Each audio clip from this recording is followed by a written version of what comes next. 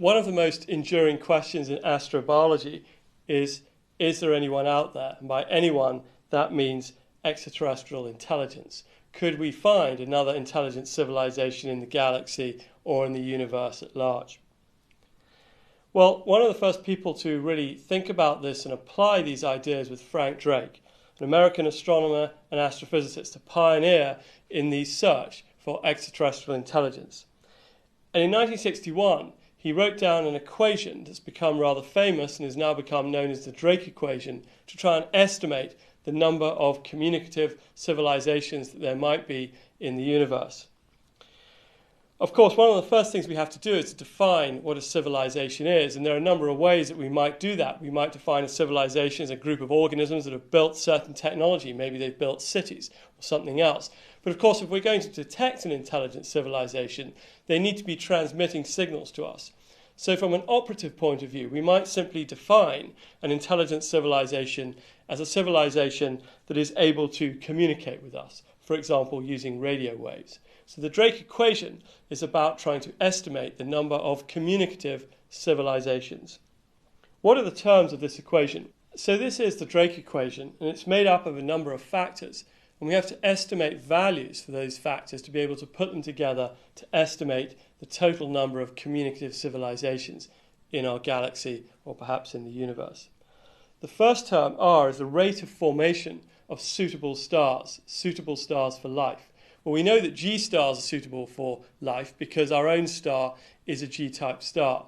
But there might be other stars that are also suitable for planets with intelligent life, for example, M stars. And at the moment, we don't really know enough about the types of stars that can give rise to intelligences on a planet. But we need to work out the rate of formation of suitable stars to be able to put that term into the equation. So that's clearly one forthcoming challenge for astrobiologists. The next term is the fraction of these stars with planets. A few decades ago, this was pure speculation. We just didn't know of planets around other stars. Now, with an increasing quantity of data about planets orbiting distant stars, we can begin to get a more accurate estimate of the number of stars that actually host planets. And so we can begin to put some estimate on this term in the equation, Fp. Once we know that, we then have to know the number of Earth-like worlds per planetary system. And again, at the moment, we don't know exactly what this number is, but as we increase the search for Earth-like planets, and by that I mean rocky terrestrial-type planets that could host liquid water and even biology, then we can start to put that number into the equation. The search for extrasolar planets around other stars, and particularly the recent search for Earth-like planets around other stars, is bringing us closer to a time where we can actually estimate a number that could go into the Drake equation. Once we have that number, we then need to work out the fraction of these planets where life develops. We just don't know enough about the origin of life, what conditions are required for the origin of life to be able to work out the fraction of planets that are habitable that do actually give rise to life. And this again is a challenge for astrobiologists to work out what really were the conditions for the origin of life. How likely or inevitable is it that these conditions will be met on other planets that are habitable? And so what fraction of planets will inevitably give rise to life? That's another term that we don't have an accurate number for, but we would need in order to be able to work out the solution to this Drake equation. Once we know the number or the fraction of planets where there's life, we then need to be able to work out the fraction of those planets where intelligent life evolves and develops. And again, at the moment, that's entirely speculation. We don't even know whether there are other planets in our galaxy or in the universe that have life, let alone whether they have intelligent life.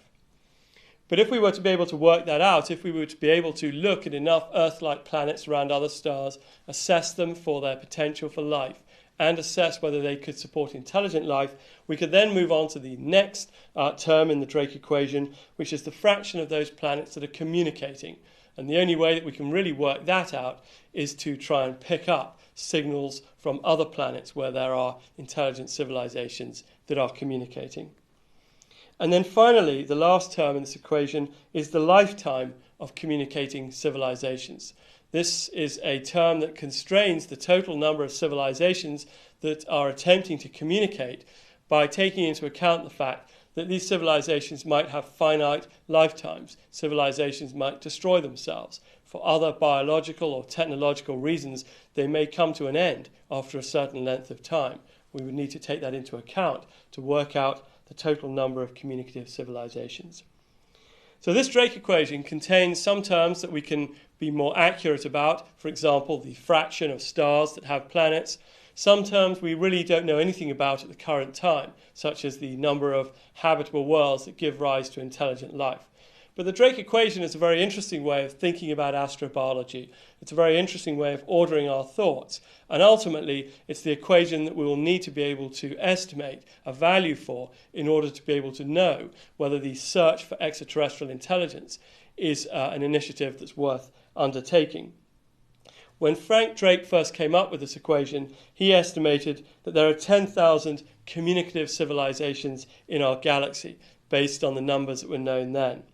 Of course, trying to come up with more accurate numbers is a very difficult thing to do, but astrobiologists need to use the Drake equation to try and formulate a more accurate assessment of the number of communicative civilizations in the galaxy. Given the number of planets that have been observed around other stars, and the number of Earth-like planets that are beginning to be detected around other stars, we might expect that this number will change, possibly even upwards, over the coming decades. Although, again, we still don't know, even if there are many Earth-like planets in the galaxy, how many of those might support intelligence.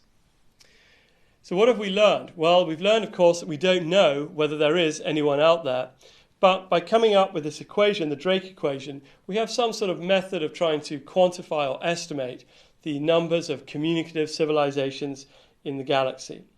The equation depends upon many factors that depend upon the formation of planets around stars, the formation of habitable conditions on those planets, and the emergence of life and eventually intelligent life. When Frank Drake first attempted to come up with a value that results from this equation, he estimated 10,000 communicative civilizations in the galaxy.